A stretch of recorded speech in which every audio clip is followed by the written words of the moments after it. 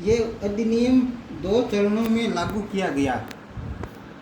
यह अधिनियम 2 चरणों में लागू किया गया। 1 जनवरी 1935 को प्रथम चरण के रूप में अधिनियम की धारा 2 से 19, 47, 50, 53, 54 से 58 तथा 61 को तथा दूसरे चरण में 1 अप्रैल 1935 को शेष धाराओं को लागू किया गया।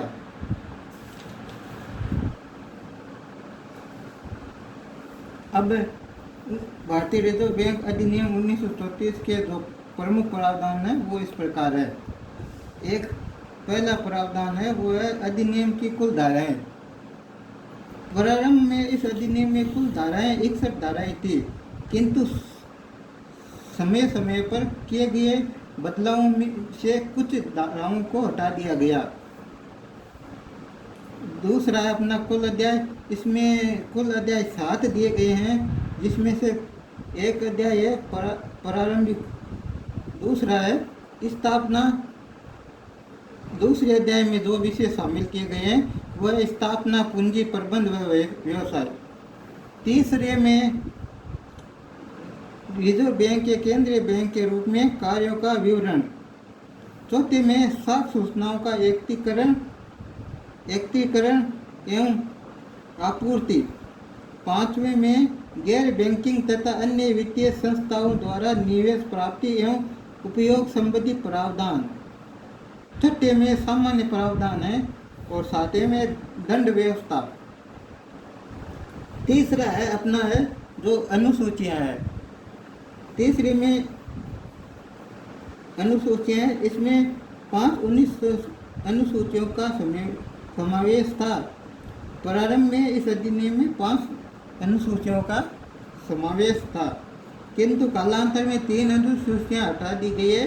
अब केवल 2 अनुसूचियां हैं। प्रथम अनुसूची में रिजर्व बैंक के कार्य क्षेत्र का निर्धारण तथा दूसरी अनुसूची में अनुसूचित बैंकों के नाम है, जिनकी संख्या बदलती रहती है, क्योंकि इस अनुसूची में रिजर्व बैंक की आवश्यक शर्तों को पूरा करने वाले बैंकों के नाम जोड़े जाते हैं तथा शर्तें पूरी न करने वालों के नाम निकाल दिए जाते हैं।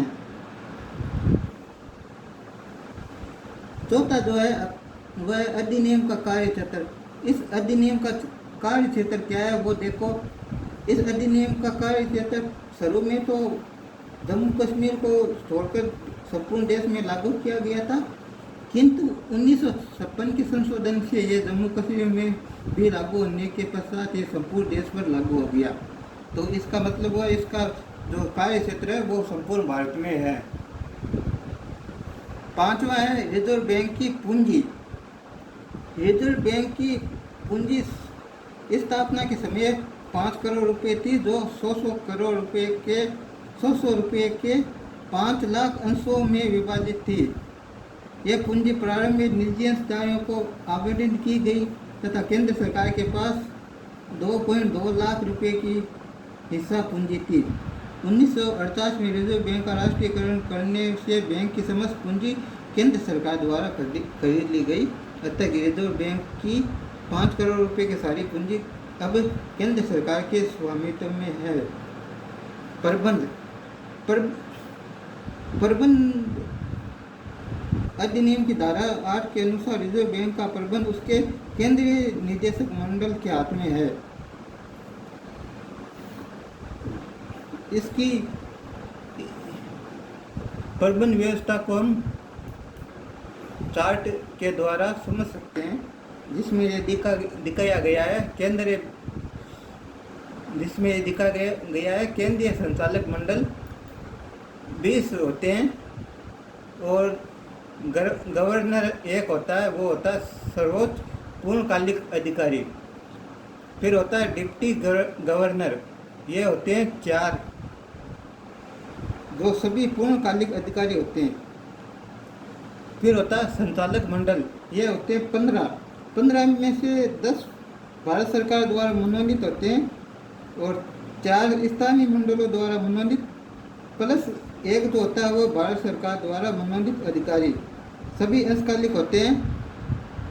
फिर होता है स्थानीय मंडल 4 है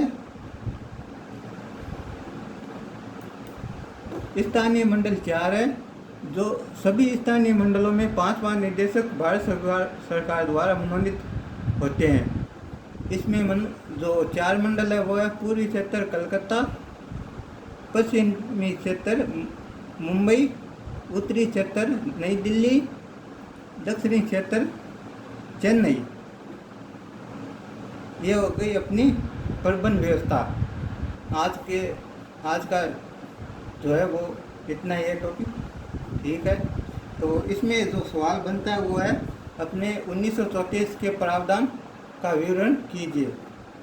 भारतीय रिजर्व बैंक 1934 भारतीय रिजर्व बैंक अधिनियम 1934 के प्रमुख प्रावधान का विवरण